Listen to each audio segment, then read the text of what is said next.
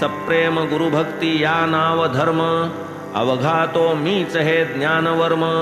विषयी अरती वैराग्य परम, संसारा उपरम ते ठाई. ऐसिया भक्तीचा महिमा धन्य, केलिया जीवे भावे अनन्य. शांती विरक्ती कीर्ती या तीन, जियेच्या आधीन सर्वदा.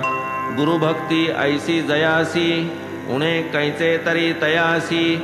इच्छील जे जे आपुले मानसी, ते ते अप्रयासी लाधेल.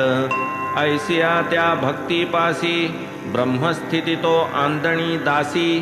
तेथे कोणी न मोक्षापुसी, तीर्थे पायासी लागती. पूर्वील अध्यायी जाहले कथन, दीक्षितांचे भागवत वाचन.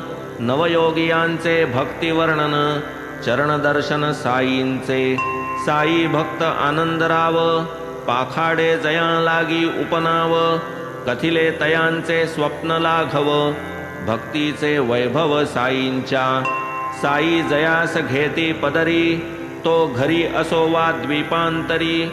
तया सन्निध अष्टौ प्रहरी, वसे निर्धारी श्री साई.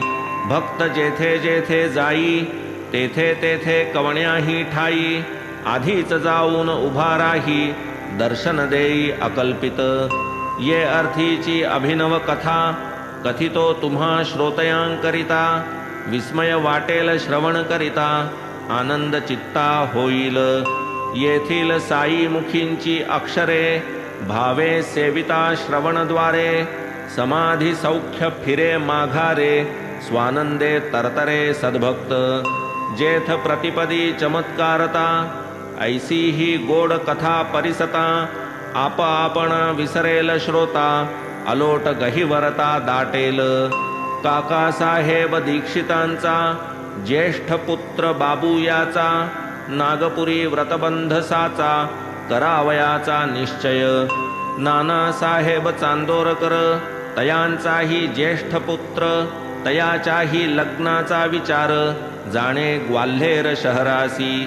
मौंजी बंधन झालिया पाठी, ग्वाल्हेरीस लग्नासाठी.